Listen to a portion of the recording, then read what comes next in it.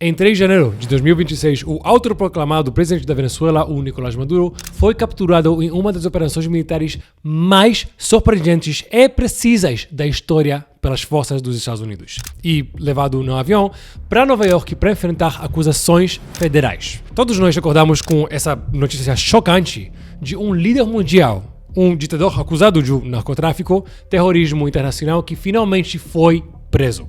Ao contrário do que parte das mídias anti-estadunidenses tentam retratá-lo em suas reportagens, isso não foi Trump prendendo alguém que ele não gosta, mas uma operação necessária para salvar vidas de um regime conhecido pela repressão, tortura, corrupção, narcotráfico e por transformar seu país em um posto avançado para redes globais de terror vindo do Meio Oriente, ou mais especificamente, do Irã. E não se engane nem por um segundo. Milhões de brasileiros podem sentir que isso é apenas um conflito distante que você simplesmente assiste pelo celular. Mas o impacto disso já está nas suas ruas do Brasil, caminhando junto com você. Maduro não era um ditador isolado. Ele era uma peça central nas ambições teocráticas do Irã, com redes criminosas e terroristas por toda a América do Sul. A Venezuela, sob Maduro e Chávez, se tornou uma porta de entrada para drogas, armas, influência jihadista por todo o hemisfério ocidente. E, ao removê-lo do poder, o ocidente interrompe, pelo menos por um tempo, uma das ameaças mais perigosas que, por anos, trabalhou para minar a democracia, inundar nossas ruas com drogas, para destabilizar e enfraquecer nossas populações e espalhar algumas células terroristas para aumentar a instabilidade entre continentes. Isso é muita coisa para absorver, eu sei. Então, neste vídeo eu vou te mostrar exatamente como esse eixo foi construído, porque ele é uma ameaça para você e para mim, e o que a caída do Maduro significa para todos nós. Porque o que o chavismo fez na Caracas com Teherã sempre teve consequências nas suas ruas, nas nossas ruas. E agora nós vamos ver essas consequências se desenrolarem. Vamos organizar essa bagunça e começar pelo fato básico. A relação entre o Irã e a Venezuela é uma aliança ideológica que se basa no objetivo compartilhado de derrubar a atual ordem mundial. E também é uma aliança militar, de logística e de financiamento.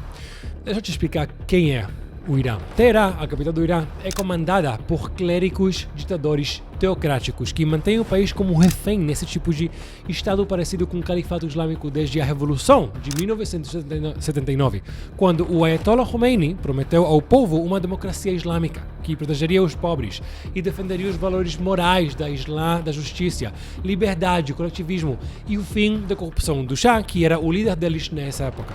O que realmente aconteceu foi a criação de uma teocracia brutal sob a lei Sharia. Opositores políticos foram executados, os direitos das mulheres foram retirados, a mídia foi censurada e controlada e o novo regime usou os recursos do país e o dinheiro do povo para financiar, treinar e patrocinar grupos terroristas ao redor do mundo, como Hamas, Hezbollah, os Houthis e vários outros, porque o verdadeiro objetivo deles era, e ainda é, o jihad, converter o mundo inteiro à lei da Sharia, assim como fizeram no Irã. E desde o Khomeini até o líder atual Khamenei, sim, nomes parecidos, pessoas diferentes, a ideologia do Irã e o bem-estar do povo só foram de mal a pior. O Irã de hoje vive numa seca prolongada e não tem infraestrutura hidráulica.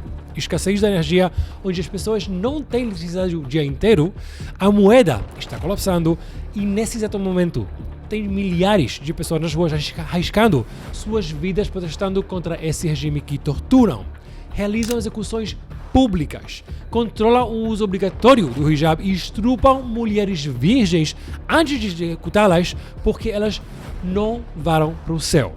Enquanto esses ditadores ainda assim encontraram dinheiro e recursos para patrocinar o Hamas, a Hezbollah, os Houthis e outros grupos terroristas militarmente avançados. Eles realmente acreditam em exportar para o mundo inteiro o sistema de governo onde a lei islâmica controla a lei do Estado. Você só precisa ouvir os discursos que os ayatollahs fazem em farsi para o congresso deles ou para o próprio povo. Eles não estão escondendo essa intenção. Eles falam isso em claro e bom som na língua nativa deles, mas o discurso muda quando falam em inglês. Ou seja, eles mudam o discurso dependendo para quem eles falam. Eles rejeitam completamente a democracia ocidental, e acham que tem que ser derrubado, porque eles veem como um obstáculo a mensagem do Maomé que, na opinião deles, precisa ser espalhada pelo mundo inteiro. A liderança do Irã enxerga os Estados Unidos e os seus aliados como poderes ilegítimos, cuja influência moderna, livre e progressiva ao redor do mundo é uma abominação por ir em contra dos valores do Islã, o que não impede eles de estarem hoje unidos à agenda woke apenas para usá-los e depois engoli-los com a lei da Sharia. Mas isso é história para outro vídeo. Então, essa vontade de destruir o sistema ocidental deu origem ao que Teherã chama o Eixo da Resistência, uma rede que une o Teherã a processos militares como o Hezbollah, Hamas e os Houthis, de Beirut até Damasco. Nesse esquema, a Venezuela desempenha um papel central. Nicolás Maduro abraçou abertamente a retórica anti-ocidental do Irã e integrou Caracas em esse eixo mais amplo de forças militares anti-estadunidenses. Para o Irã, a Venezuela oferece uma forma de superar a geografia. A República Islâmica fica a milhares de quilômetros de distância em um oceano inteiro entre os Estados Unidos e eles, mas a Venezuela está convenientemente a apenas de 2.000 quilômetros de Miami. Juntos, eles encurtam a distância entre as ambições de Teherã, a capital do mundo ocidental. E assim Teherã ganha alcance estratégico do hemisfério ocidental e um ponto de apoio a partir do qual sua ideologia e influência podem se projetar para fora através de drogas, petróleo e terrorismo. Essa parceria anti-ocidental entre o Irã e a Venezuela começou no início dos anos 2000, logo depois de que Hugo Chávez se tornou presidente da Venezuela em 1999. E Mahmoud Ahmadinejad chegou ao poder no Irã em 2005. Os dois estados já tinham alguns laços diplomáticos antes disso, mas em 2005 essa relação se tornou estratégica. O ódio compartilhado por Washington puxou Chávez e Ahmadinejad para uma aliança pública contra o imperialismo dos Estados Unidos. Em 2007, Chávez e Ahmadinejad assinaram o que eles descreviam como um pacto formal. Eles rotularam essa retórica como anti-imperialista, já que os Estados Unidos impuseram sanções ao Irã porque o regime iraniano patrocinava o terrorismo e avançava com seu programa nuclear, coisa que os Estados Unidos viam como uma ameaça, já que o Irã afirma publicamente que um dos objetivos do Estado é a morte à América. Eu acho que faz todo sentido que os Estados Unidos vejam isso como uma ameaça, porque é uma. Os Estados Unidos impuseram também sanções sobre a Venezuela, depois do Chávez subir ao poder, porque acusavam eles de corrupção, tráfico de drogas, minar a democracia do próprio país e falhar em cooperação com esforços antidrogas e antiterroristas. E agora, olhando para trás, a gente sabe que tudo isso era, em fato, verdade. Os Estados Unidos estavam fazendo tudo para impedir que eles derrubassem um mundo livre. Então, o que a Venezuela e o Irã decidiram fazer? Eles decidiram unir forças e a Caracas se tornou o parceiro mais próximo do Teherã fora do Oriente Médio. A aliança foi apelidada Eixo da Unidade, uma frente político-ideológica que buscava desafiar a dominância ocidental. Essa visão do Chávez para essa parceria era épica, de longo prazo. Ele promoveu ativamente o Irã como um contrapeso ao poder dos Estados Unidos na América Latina. Em troco, o Irã investiu economicamente e militarmente na Venezuela. Com o tempo, essa cooperação se expandiu para compartilhamento de inteligência, projetos militares conjuntos e uma integração cada vez mais profunda de objetivos estratégicos. Hoje, a gente consegue ver o resultado dessas estratégias conjuntas e visões socialistas teocráticas, simplesmente olhando para a situação do povo de cada país. Tanto o Irã como a Venezuela há anos vivem grandes colapsos econômicos. As pessoas carecem de necessidades básicas e estão de saco cheio dos seus regimes. Então, enquanto o mundo olhava para o Oriente Médio, um hub silencioso de terrorismo e crime se consolidava na Venezuela com apoio direto do Irã. Teherã usou sua aliança com Caracas para inserir no hemisfério ocidental seu parceiro não estatal mais confiável e um dos grupos terroristas mais poderosos e bem financiados do mundo, o Hezbollah. Ao longo das últimas décadas, a Venezuela se tornou um hub onde o crime organizado transnacional se mistura com o terrorismo internacional. A Organização de Segurança Externa do Hezbollah, ou Unidade 910, controla redes que vão do tráfico de cocaína, à lavagem de dinheiro e ao contrabando de armas na Venezuela e por toda a América Latina. Sim, nas suas ruas também. Avaliações de inteligência e registros das ações dos Estados Unidos mostram que o envolvimento de Hezbollah no tráfico de cocaína e lavagem de dinheiro está profundamente enraizado em toda a economia desta região. De acordo com pesquisas detalhadas sobre o nexo Maduro-Hezbollah, aproximadamente 200 indivíduos designados pelo governo dos Estados Unidos como chefões do narcotráfico estão conectados de uma forma ou outra às redes do Hezbollah. Pessoas como Samer Akil Rada, Amer Mohammed Akil Rada, Mehdi Akil Helbawi e muitos outros. Essas designações vêm de investigações conduzidas por agências dos Estados Unidos como a DEA e o OFAC, que documentaram como os operativos de Hezbollah fazem parceria com cartéis latino-americanos. Eles facilitam envio de cocaína, organizam esquemas de lavagem de dinheiro e canalizam os lucros de volta para operações de financiamento do terrorismo. Mas não pensem que isso é apenas um problema da Venezuela e Estados Unidos, porque as redes do Hezbollah estão também ativamente na tríplice fronteira, onde o Brasil, Paraguai e Argentina se encontram. Muitas dessas redes proxy do Irã exploram essa área para tráfico de drogas e operações financeiras de contrabando de armas. A Polícia Federal do Brasil descobriu e prendeu indivíduos em operações ligadas ao Hezbollah. Uma investigação conduzida em 2024, conhecida como Operação Trapiche, revelou suspeitas de financiamento ao terrorismo e atividades de lavagem de dinheiro dentro das fronteiras do Brasil. Eles também conseguiram parar um plano terrorista do Hezbollah que tinha como alvo locais judaicos em Brasília, usando pessoas locais que eles conseguiram recrutar para atuar como seus terroristas em solo brasileiro.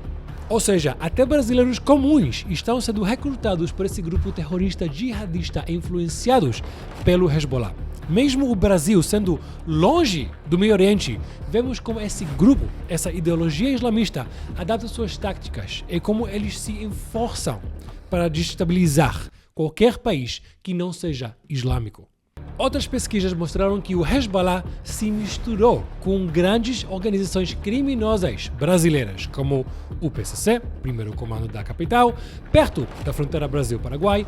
Essas alianças envolvem tráfico de drogas, contrabando e lavagem de dinheiro, com figuras do Hezbollah participando e se beneficiando do crime ao custo do aumento do crime e do terrorismo no Brasil. Mas, até o momento, a Venezuela ainda aparenta ser o principal hub da Hezbollah. Baixo Maduro, a Venezuela se tornou o ambiente perfeito para essa convergência entre crime e terror. Instituições fracas, corrupção generalizada e colapso econômico criaram o espaço perfeito que o Hezbollah usa para expandir tanto os seus empreendimentos criminosos quanto suas redes globais de financiamento do terrorismo. Dentro da economia e do aparato político da Venezuela, existem famílias e clãs que atuam como facilitadores, como os clãs Saleh, Nasreddine e Rada, operando como hubs logísticos e movimentadores de dinheiro, ligando o Hezbollah a burocratas venezuelanos, cartéis criminosos e mercados ilícitos. Esses exemplos mostram como a Unidade 910 e as outras estruturas do Hezbollah não são só apoiadores distantes e passivos. Eles estão ativos em um nexo de crime e terror na América Latina, incluindo o Brasil, misturando tráfico de cocaína, lavagem de dinheiro e contrabando de armas em uma única infraestrutura global de ameaça. O Irã não levou sua ideologia para a Venezuela, levou drones, mísseis e capacidades reais de chegar aos Estados Unidos a partir do Caribe. Na última década, tudo isso foi muito além de apenas algumas células terroristas criminosas. A cooperação entre o Irã e a Venezuela avançou para a dimensão militar. Teherã começou a exportar armamentos avançados e tecnologia militar para Caracas por meio da Guarda Revolucionária Islâmica. Drones iranianos como o Mujahid 6 ou o Shahed 136 com alcances operacionais que podem chegar ao Caribe e ao território dos Estados Unidos começaram a chegar na Venezuela.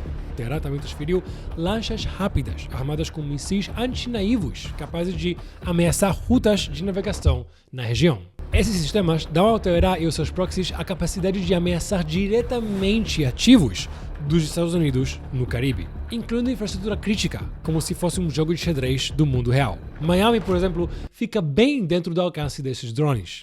O transporte marítimo internacional pelo Canal do Panamá poderia ser facilmente interrompido em minutos por embarcações armadas e mísseis saindo de portos venezuelanos, sufocando a economia americana e as importações em estados de guerra e emergência. E se esse novo poder militar, controlado pelo Irã, tivesse dado certo e não tivesse sido interrompido, poderia se tornar a nova influência no seu país se nada tivesse sido feito a respeito. Mas algo foi feito a respeito e com esperança isso vai levar ao fim da influência do Irã nas Américas. Enquanto o mundo acreditava que as sanções bastavam, o Irã e a Venezuela criaram um sistema paralelo fora do alcance de qualquer banco. Lembra das sanções dos Estados Unidos? Por que não foram suficientes? Bom, o Teherã e Caracas transformaram a invasão de sanções em uma forma de arte. A Venezuela tem o petróleo, mas sua infraestrutura para refiná-lo entrou em colapso por causa de má gestão e corrupção. Então o Irã, que convenientemente tem a situação oposta, entrou com sua gasolina, técnicos e peças de refinar para manter o regime Chávez Maduro funcionando. Em troca, a Venezuela, que tem muitos recursos naturais e minerais, precisava pagar o Irã de uma forma que não pudesse ser sancionada ou bloqueada por bancos ou qualquer outro meio de econômico. Então, o que a Venezuela tem em grande quantidade? Ouro. E eles enviaram toneladas disso para o Irã. Esse mecanismo de ouro por gasolina foi o sistema perfeito de infraestrutura para derribar sanções, movimentando bens, dinheiro e pessoas entre Teherã, Caracas e outras capitais aliadas, como Damasco. Companhias aéreas como a Conviasa e Oman Air do Irã, ambas ligadas ao IRGC, operam voos que transportam pessoal e cargas fora dos canais normais diretamente do Irã para a Venezuela. No chão, em Caracas, alguns negócios ligados ao registro militar e industrial do Irã também atuam como fachadas para operações ocultas. Um exemplo é o supermercado Megasis, que foi aberto por uma empresa ligada ao Ministério de Defesa do Irã e é visto por autoridades dos Estados Unidos como conectado ao regime iraniano. Até parece uma loja normal, vendendo produtos iranianos e venezuelanos, mas seus lucros e cadeias de suprimentos ajudam a movimentar dinheiro e mercadorias de formas que evitam fiscalizações internacionais e as sanções. Por meio desse tipo de rede, bilhões de dólares fluíram para fora das sanções ocidentais, fornecendo dinheiro e cobertura que ajudam a financiar grupos terroristas e manter no poder regimes que compartilham um objetivo comum: derrubar o mundo livre. Mas essa parceria não é só sobre armas, drogas e ouro. Lembre que eu te disse que o objetivo final do Irã é expandir o Islã e a lei Sharia pelo mundo através do jihad. Mas isso é um assunto muito longo que eu já expliquei, falei em outro vídeo, você pode conferir exatamente como isso funciona no link abaixo, mas, por propósito desse vídeo, eu vou te dizer que o Irã também investiu em moldar mentes por toda a América Latina, como, por exemplo, através do canal Hispan TV, um canal de propaganda em língua espanhola, de Teherã transmitido por toda a região, que promove narrativas pró-Irã e extremamente críticas contra os Estados Unidos, parecido com Al Jazeera. E não para por aí, porque Irã também espalhou sua ideologia usando livros e mídia. Eles traduziram escritos do Supreme Leader, do líder supremo Ali Khamenei, para o espanhol e para o português, e compartilham por através de pessoas que estudaram nas universidades religiosas de Teherã. Isso faz parte de uma estratégia maior para fazer as ideias do Irã se tornarem normais e até atrativas para pessoas na América Latina. O objetivo é fazer você pensar, talvez o Irã não seja tão ruim assim. Talvez eles até tenham razão com algumas coisas. Mas é muito fácil chegar através dessa cortina de fumaça. Basta olhar para o que está acontecendo dentro do Irã agora mesmo. Em janeiro de 2026, quando eu estou filmando esse vídeo, o próprio povo iraniano está nas ruas arriscando suas próprias vidas para derrubar um regime que destruiu completamente o país. Então, confia em mim. A ideologia deles é a última coisa que você quer para o seu país. E tudo isso nos leva de volta para o 3 de janeiro de 2026, a captura de Nicolás Maduro pelas forças dos Estados Unidos. Agora você já consegue ver como o efeito de captura dele vai ecoar muito além de Caracas. Maduro não era só apenas um ditador de Venezuela, mas também um diplomata de uma das redes globais que apoiava o terrorismo, crime e operações paramilitares alinhadas aos desejos islâmicos do Teherã, com o objetivo de derrubar o Ocidente, onde a gente vive livremente comparado com o Meio Oriente. A captura desse ditador desarticula os corredores de ouro, drogas, armas e cobertura política que permitiam ao Irã desenvolver sua projeção global. Sem o Maduro, essas redes perdem sua âncora no hemisfério ocidental. Os fluxos financeiros que ajudavam o Irã a sustentar o Hezbollah e outros proxies, e não o povo iraniano, agora estão cortados e morrendo lentamente. A caída do ditador venezuelano não é só celebrada por os milhões de venezuelanos que tiveram que fugir do regime e foram forçados a viver no exterior, mas também representa uma grande revés para a estratégia do Irã de derrubar o Ocidente. A rede global, que antes se estendia do Oriente Médio até as Américas, sofreu uma fratura crítica. E todos nós estaremos mais seguros por causa disso. Não se preocupe, no próximo episódio a gente vai continuar falando desse assunto com mais detalhes. Até então, por favor, deixe um comentário se houver qualquer coisa que a gente não mencionou e deveríamos ter falado nesse vídeo. Muito obrigado por assistir.